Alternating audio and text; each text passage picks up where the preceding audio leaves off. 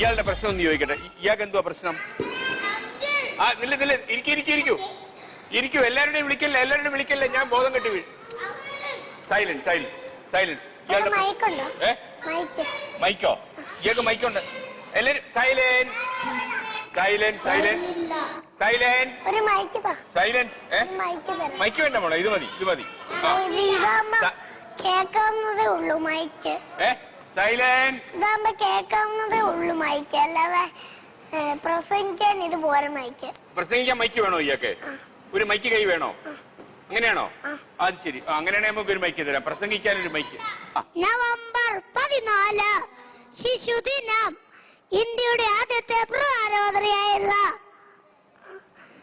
ജവഹർലാൽ നെഹ്റുവിന്റെ ചാച്ചാജിയുടെ ജന്മദിനം. ഇന്ത്യൻ ജനതയുടെ ആശയും ആവേശവും ലോകമെമ്പാടും ഉയർത്തിപ്പിടിച്ച പണ്ഡിറ്റ്ജി കുട്ടികളുടെ ഇഷ്ടക്കളിത്തോഴനായിരുന്നു. ഇന്ത്യ വിലക്ക് തരാമെന്ന് ഒരു ബ്രിട്ടീഷുകാരനെ മുഖത്തോക്കി ചോദിച്ച മോട്ടിലാൽ നെഹ്റുവിന്റെ ഏകപുത്രനായിരുന്നു പണ്ഡിറ്റ്ജി. അദ്ദേഹത്തിന് കുട്ടികളെ വളരെയധികം ഇഷ്ടമായിരുന്നു.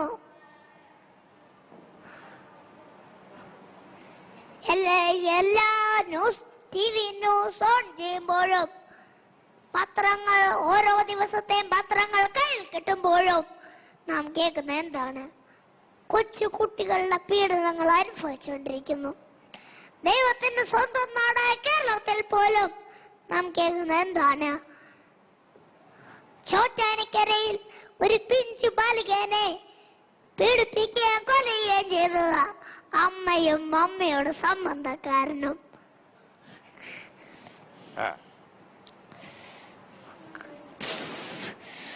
വളർന്നു വരുന്ന പുത്തൻ തലമുറയ്ക്ക് സംരക്ഷണം നൽകേണ്ട ബാധ്യത രാജ്യത്തെ ഗവൺമെന്റിനുണ്ട്.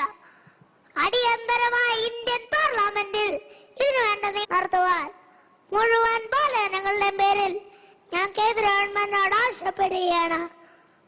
കുട്ടികളുടെ വിദ്യാഭ്യാസ അവകാശത്തിനു വേണ്ടി വാദിച്ച മലാലയ്ക്ക് പാകിസ്ഥാൻ കൊടുത്തത് എന്താണ്?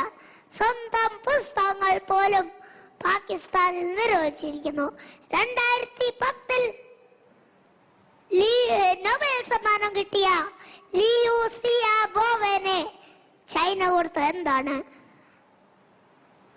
അമേരിക്കൻ പ്രസിഡന്റ് ബറാക് ഒബാമ തന്റെ രാജ്യത്തെ കുട്ടികൾക്ക് എങ്ങനെ പങ്കെടുക്കുമെന്ന് വ്യാകുലപ്പെട്ടപ്പോൾ സാമ്പത്തിക മാന്ദ്യത്തെ അതിജീവിച്ച ശക്തരായ ഭരണാധികാരിയായ ഡോക്ടർ മൻമോഹൻ സിംഗ്